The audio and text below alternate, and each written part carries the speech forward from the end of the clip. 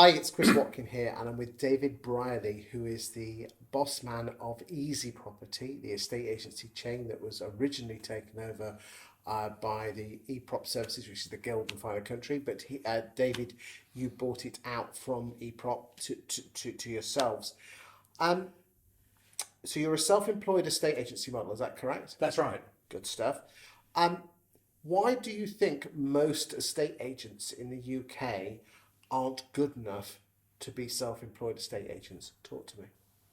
That's a very interesting question, and it's one that we challenge all the time. I think it's mostly because they're very good at listing or they're very good at negotiating, but they're not necessarily very good at running a business or creating the business that they can win the listings from. And it's very and that's the big difference. And what worries me about a lot of self-employed models at the moment is that they are perpetuating that situation. They're coming out of an employed model and thinking they can just continue as a self-employed person, carrying on doing the listings, forgetting how they got into the house in the first place, what got them into the house, what brand got them into the house, how they got there.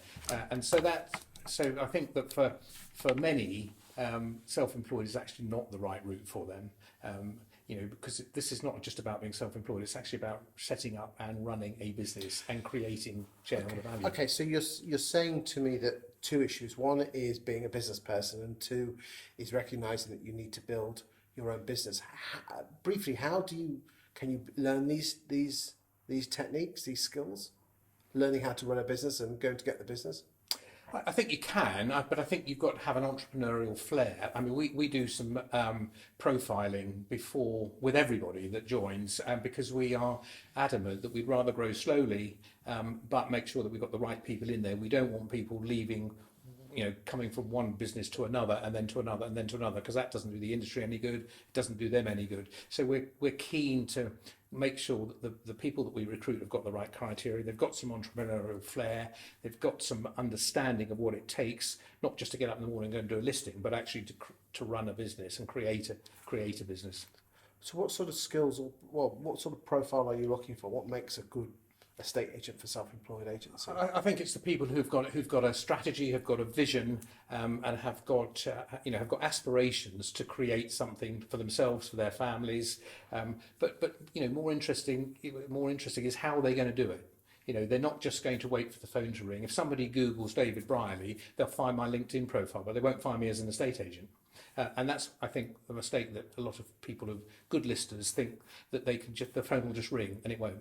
It's interesting.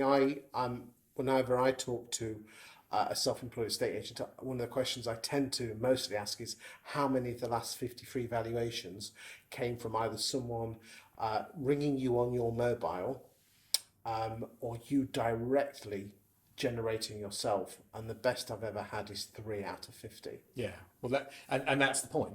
That you've actually, if you set up back in the old days with cold starts, you opened up a branch. I remember I did it in Romsey, with one other guy, a sort of local partner there, and we opened the door and we didn't have any properties, and we just had to go out there and fight and duck and dive and network and do all the things long before social media, but just create a presence. What do you think is holding agents back with regard to generating their own business? Is it fear? I think it's partly fear. I think it's and without being unkind, I think that the quality of a lot of agents isn't as good as it was. And as good as it should be, and I don't necessarily blame the individuals for that. I think a lot of it is the environment that they're working in. They're pretty well controlled. They're directed. They've got systems that tell them what to do, and it's taken away the individuality and the flair of using your personality to win business. And people like people. So, would you say it's more of a skill issue or an attitude, or both? I think it's a combination of both. I think a lot of agents have got the skills, and you put them on a sofa, they won't leave without the listing, and that's great. But it's the skill of getting in there in the first place, and the attitude. If you get up in the morning and your diary's bare, the only person that's going to change that is you, and you've got to get out there and put some appointments in it. Have you seen agents approach you who damn well are great converters but not very good at getting their vowels in the first place? Yeah, we have, and I think I think for us.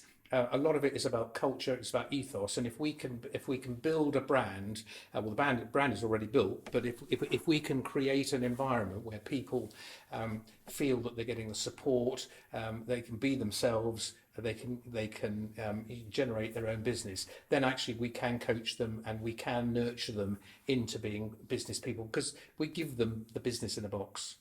And having done that, they're in a strong position to go out and work. What would you say is the number one thing that agents should improve on to become a self-employed agent? Their brand awareness, their own personal brand awareness, their networking.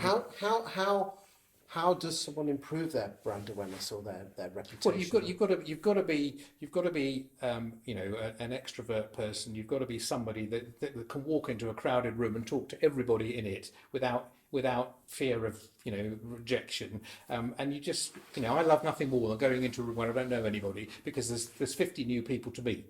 And you get what's the common denominator? What do you do for a living? How do you earn a living? All that kind of thing. People play golf. People go to the pub. People they've got kids. They go to school. I mean, there's hundreds and hundreds of mums and dads outside schools. What a great place to go and network. And hand out a card or just say whatever it takes. It's just being about. It's interesting you say the fear of rejection, but the type of personality that's attracted to a estate agency tends to fear rejection. I know we all fear rejection, but the estate agency type. How do you get over rejection? I think you just it's about confidence in your own ability. It's a confidence in the brand that you represent, which is both an umbrella brand and your own personal brand. And if you get rejected, you can find out why you're rejected. What was it? It won't be fee. It'll probably be personality. For some reason or other, you just didn't get on. And we all go through life meeting people that you think I didn't quite click with them. Not quite sure why. Was it me? Was it them? Was it a combination of both? And what final message would you give to anyone thinking of going into self-employed agency? I think very carefully about it. Make sure that you've got sufficient funds to see you through 3 or 4 months of your normal living costs. I mean, you'll have to tighten your belt, have a plan about how you're going to generate the business, and choose the brand carefully. Okay, thank you very much.